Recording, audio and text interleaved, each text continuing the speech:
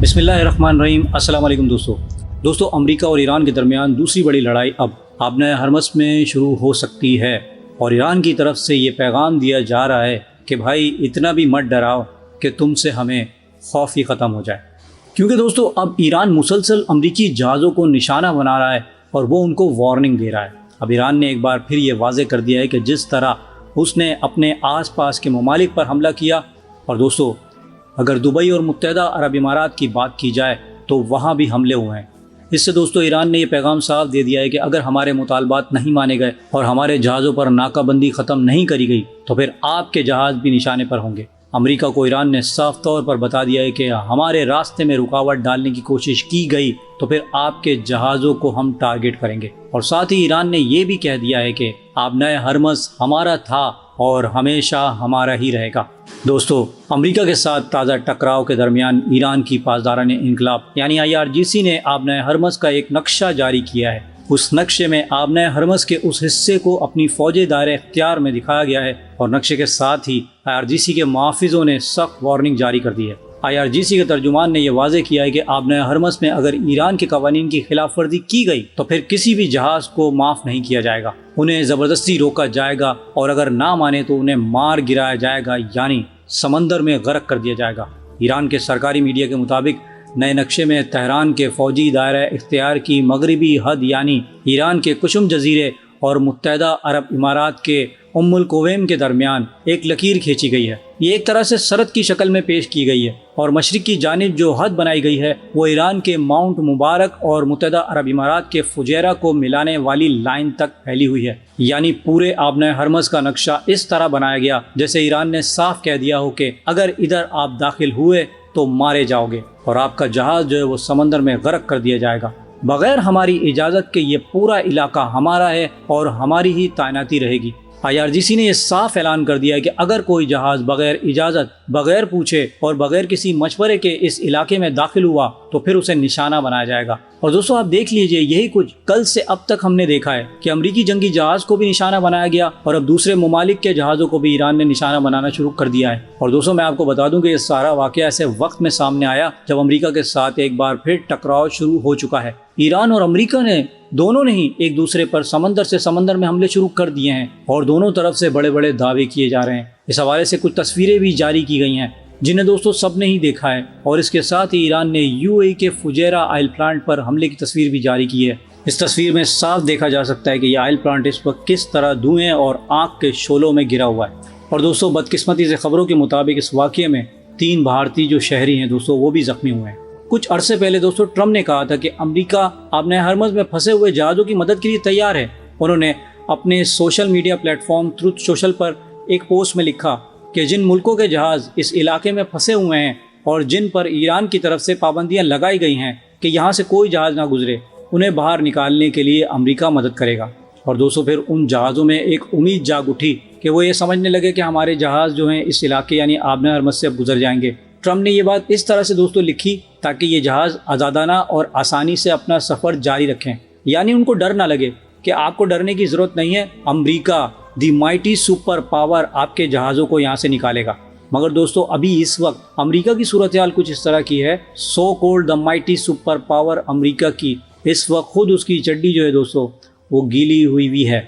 वही ट्रम्प जो आज आज़ादी की बात कर रहा है और जहाज़ों को निकलवाने की बात कर रहा है, लेकिन दोस्तों जब मजलूमों की बात आती है, जब गज़ा की बात आती है, तो गज़ा में जब एक स्कूल पर हमला हुआ और गज़ा में फिर क्या हो रहा है इस पर वो आंखें बंद कर लेते हैं। और दोस्तों आप देखिए कि वो अमीर मुल्क को, जो बड़े मुल्क हैं, उन्हीं के जहाज़ों की आज़ादी की बात कर रहे हैं। माना कि इस वक्त पूरी दुनिया ही तेल और गैस की दोस्तों कमी की वजह से परेशान है, लेकिन ट्रम्प का ये दोगलापन भी सबके सामने दोस्तों आ रहा है। ट्रम्प ने अगरचे मदद के बारे में बहुत कम तफसीलात दी हैं, यानी ज़्यादातर मालूमात नहीं दी, लेकिन दोस्तों कहा जा रहा है कि झड़प शुरू होने के बाद से इस आबी रास्ते में यानी आबना हरमस में फंसे हुए जहाज़ों और उनके अमलों के लिए खाने पीने के सामान की दोस्तों कमी का सामना है। इसलिए दोस्तों ट्रम्प ने इतवार को ये फैसला किया था कि हम यहाँ से जहाज़ों को एस्कॉर्ट करके आबना हरमस से गुजारेंगे। ईरान की फ़ौज ने फ़ौरन ही ट्रम्प के इस ख्याल को रद्द कर दिया। यानी दोस्तों ट्रम्प चाहे कुछ भी कह लें कि उनके जहाज़ आबना हरमस में फंसे लोगों की हिफाजत करेंगे, उन्हें बाहर निकालेंगे, मगर ईरान ने साफ कहा कि ऐसा नहीं होने दिया जाएगा। क्योंकि पहले दोस्तों जो जंगी मामलात हैं उसको निपटा लें, फिर आबना हरमस पे बात होगी। क्योंकि वो अमेरिका की दोस्तों चालों को अच्छी तरीके से अब समझ चुके हैं, इसलिए वो उनके ट्रैप में नहीं आना चाहते। अमेरिकी फौज को आबना हरमस से दूर रहने का कहा गया है। यानी ईरान ने अमेरिका को साफ पैगाम दे दिया है कि अगर यहाँ आए तो मार खाओगे और तुम्हारे जहाज फिर हम तबाह करेंगे। IRGC के कमांडर अली अब्दुल इलाही ने एक बयान में ये कहा कि हम बार बार कह चुके हैं कि आबना हरमस की हिफाजत हमारे हाथों में है और जो भी मुसल्लह होकर इस इलाके में दाखिल होगा उसे पहले हमसे इजाज़त लेनी होगी। उन्होंने खबरदार किया है कि कोई भी गैर मुल्की अगर अपनी फौज या हथियारों के साथ इस इलाके में दाखिल होता है, ख़ास तौर पर अमरीका, तो उसे आबना हरमस में ही मार गिराया जाएगा और अगर कोई करीब आने या दाखिल होने का इरादा रखता है तो उस पर भी हमला किया जाएगा। IRGC ने ये बात बिल्कुल वाज़ेह कर दी है और दोस्तों हमले हो भी रहे हैं। ईरान मुसलसल कार्रवाई कर रहा है और दोस्तों इसी दौरान ये भी खबर आ रही है कि अमरीकी बहरी के 2 तबाहकुन जहाज हरमस स्ट्रेट पार कर चुके हैं। अमरीकी दिफाई हुकाम के मुताबिक CBS न्यूज़ ने रिपोर्ट किया है दोनों तबाहकुन जहाज फारस के खलीज में पहुंच गए हैं। हुकाम के मुताबिक अमरीकी डिस्ट्रॉयर्स USS टर्किस्टन और USS मैसन ईरानी हमलों का सामना करते हुए फारस के खलीज के अंदर दाखिल हो चुके हैं और उन्हें भेजने का मकसद यही है कि जो हमारे जहाज फंसे हुए हैं उन्हें हिफाजत देते हुए वहां से निकाला जाए। अमरीकी सेंट्रल कमांड ने बताया कि ये डिस्ट्रॉयर ऑपरेशन फ्रीडम के तहत गुजरे हैं, जिसका ऐलान सदर ट्रंप ने इतवार को किया था। अलबत्ता सेंट्रल कमांड ने ये नहीं बताया कि इस सफ़र में नेवी के और कितने जहाज शामिल हैं। अभी सिर्फ 2 जहाज का जिक्र किया गया है। सेंट्रल कमांड ने यह भी कहा कि अमेरिका का परचम लगे 2 तिजारती जहाज भी कामयाबी के साथ आबना हरमस पार कर चुके हैं। यानी अमेरिका की तरफ से भी ये दावे किए जा रहे हैं कि ईरान कुछ भी कर ले, अगर हमें वहाँ से निकलना है या हमारे डिस्ट्रॉयर को वहाँ दाखिल होना है तो हम ये कर लेंगे, हमारे लिए कोई बड़ी बात नहीं। ये सब दोस्तों ट्रंप के अंदाज में ही आगे बढ़ रहे हैं। फौज जो है वो दूसरी शिपिंग कंपनियों से राब्ते भी कर रही है ताकि आबना हरमस में एहतियाती तदाबीर मजीद सख्त की जा सके। सेंट्रल कमांड के कमांडर एडमिरल ब्रेट कूपर ने कहा है कि ईरान ने आबना हरमस से गुजरने वाले अमरीकी नेवी और कमर्शियल जहाज़ों पर हमला किया। इसके जवाब में अमरीकी नेवी ने ईरान की छोटी कश्तियों को तबाह कर दिया, लेकिन ईरान के सरकारी मीडिया ने अमेरिका के उन दावों को फौरन रद्द कर दिया। ईरान का कहना है कि उसकी कोई कश्ती तबाह नहीं हुई और अब एक बड़े ईरानी एहलकार ने भी यहाँ तक कह दिया है कि अगर वो सुपर पावर हैं तो हम भी कम नहीं, क्योंकि अगर हम अमेरिका को हर जगह चैलेंज दे रहे हैं और उन्होंने बातचीत से इनकार किया तो अब जंग होगी और वो भी आबना हरमस में ही होगी। और दोस्तों ये सब कुछ अब आबना हरमस में खुलकर सामने आ रहा है। नक्शा ईरान की तरफ से बना दिया गया है। हमले अब अमरीकी बोट्स और जंगी जहाज़ों पर हो रहे हैं और फिर दूसरे मुल्क यानी UAE और दुबई में भी हमले देखने को आए हैं। दोस्तों अब ईरान ने मुकम्मल तौर पर ऐसा मूड बना लिया है जैसे अब बड़ा हमला होने ही वाला है, एक ज़बरदस्त हमला।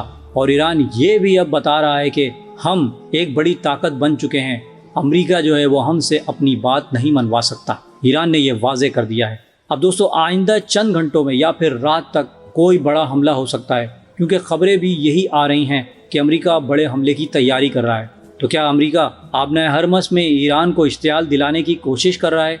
और क्या अमेरिका ये समझ रहा है कि अगर वहाँ से हमला हम पर हुआ तो हमें ईरान पर हमला करने का मौका मिल जाएगा?